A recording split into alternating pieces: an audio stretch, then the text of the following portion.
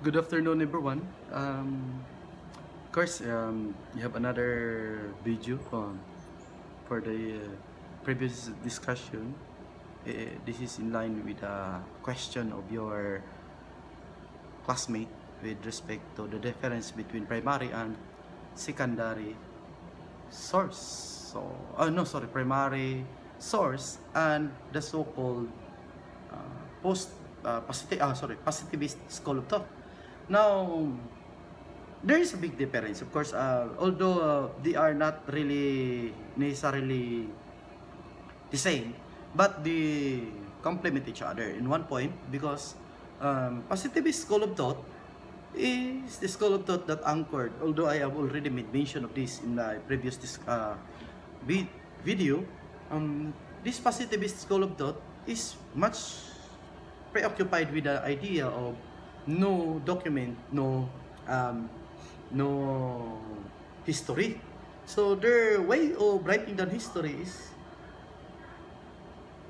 really confined to that notion that with the absence of any written accounts, then there is no history at all. They believe in the idea that history start when the time was when writing of historical events was already in existence. So beyond that, prehistoric ang tawag. Okay.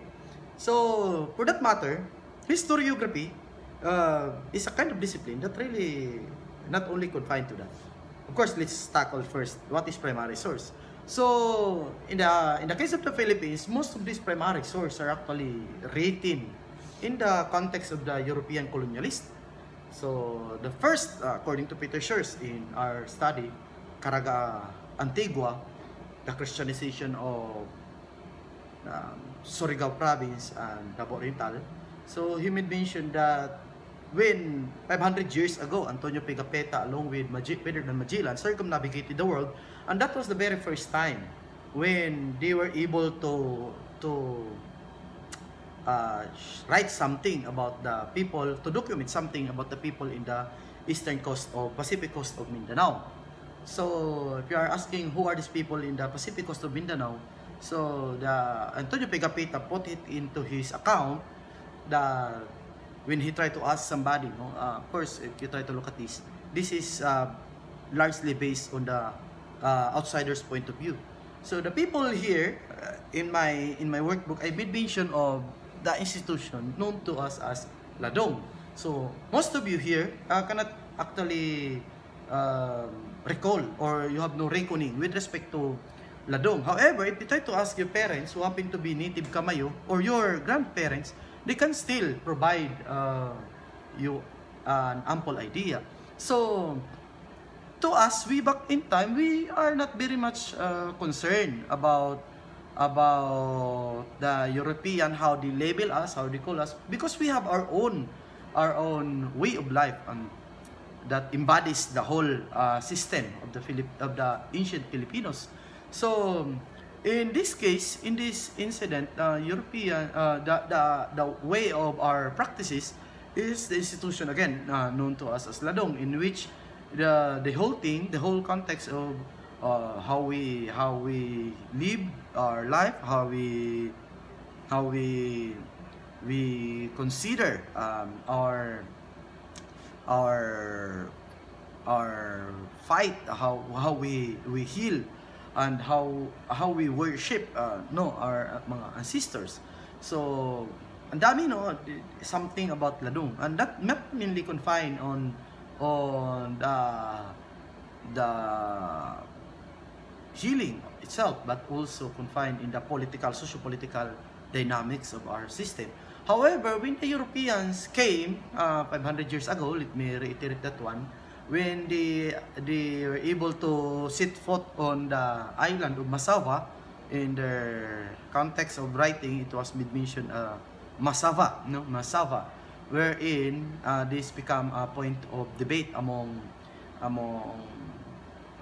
Butuan tradition and Limasawa tradition, because Butuan claimed it that this Massawa is no less than Masao, and also Limasawa is also claiming to that. So When they ask about who are these people, when they have come to notice the kingdom known to be as the eastern seacoast of eastern seaboard of Mindanao.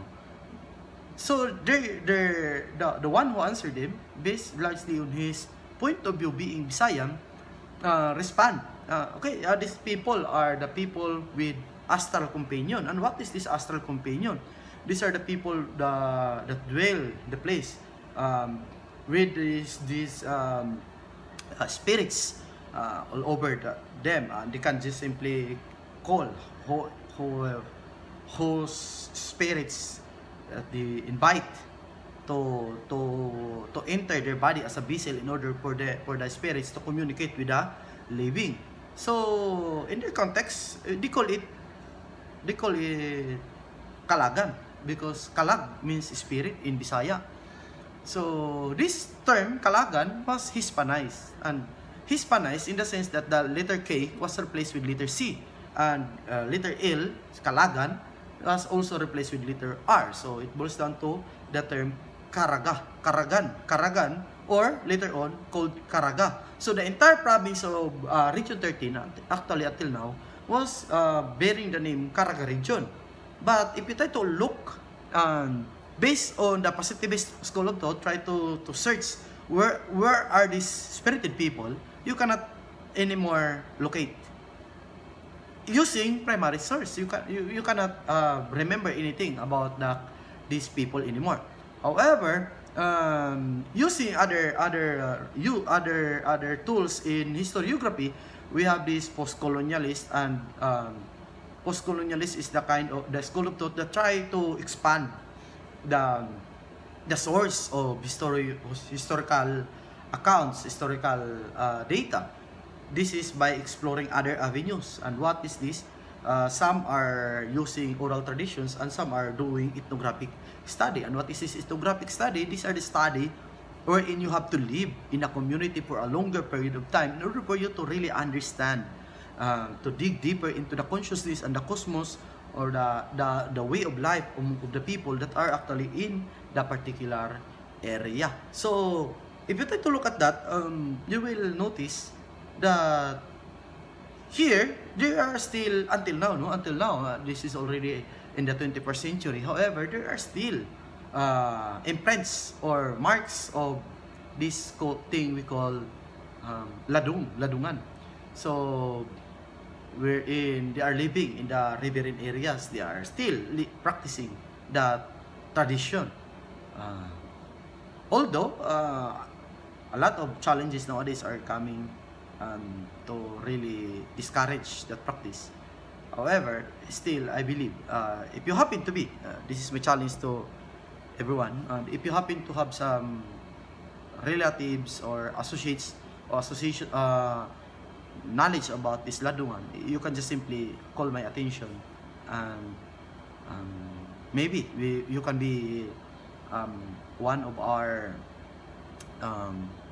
tool in order for us to really enrich the idea about this institution. We have to help each other, because you cannot simply ask somebody to do the right things, because whenever they do that, they tend to put it in the context based largely on their own interpretation. So that is what happened in the past. So the Kamayus, the people here, are the ladungan, are called the Karagan, the Kalagan. So because the one who respond to the question is no less than perhaps Bisaya, which is the term itself, Kalagan, is a Bisayan term. But here, we do not call it that way. We call it ladungan. Okay? So I think I have already answered to that query. However, there are some other things that I need to clarify further. And this has something to do with what are the primary and the difference between secondary source. No, what we are using actually right now are the secondary source. And what is the secondary source? These are the studies conducted collecting primary sources and reinterpret it in their own, based largely on the documents that was available. And again, documents that are available are actually written in the European context. So Now, as we can see, Europeans and Asians have a different notion.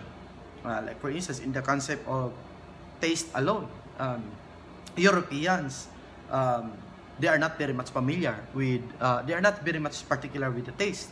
So if you look upon their table, they are more they put more emphasis on the presentation itself, the plating, no. To us, it doesn't matter at all. No, that doesn't matter if it looks so or smell something foul whatsoever. So provided that it tastes, it can satisfy our of course our interest, our what we call our appetite, then that's it. There is no problem at all. So to the Europeans, the mere sprinkle of sugar way back in time are considered as heirloom or something that you can pass to generation. These are things that makes us because sugar is not very much, of course that's essential, but not very much value. So siguro way back in their time, they consider a few sprinkle of sugar as already almost equivalent to gold, but not in our context. So if you can see, there is a kind of sample of primary source. Primary ito guys because these are exact, the Philippine Islands can somehow be considered as a primary source, and somehow some people would really consider it as a secondary source. Why? Because these are already a translation. However, these translation are largely based on the primary source. Pero in the point of the point of view presented by Emma Blair and Robert Robertson, it becomes now a primary source. So, like for instance, in this report, of Miguel Lopez de Legazpi, based largely on the practice of the Filipinos, of the early ancient Filipinos. So, sabi niya, more or less, gold is found in all these islands. It is obtained from the rivers and, in some place, from mines, which the natives work. However, they do not work the mines steadily, but when forced by necessity.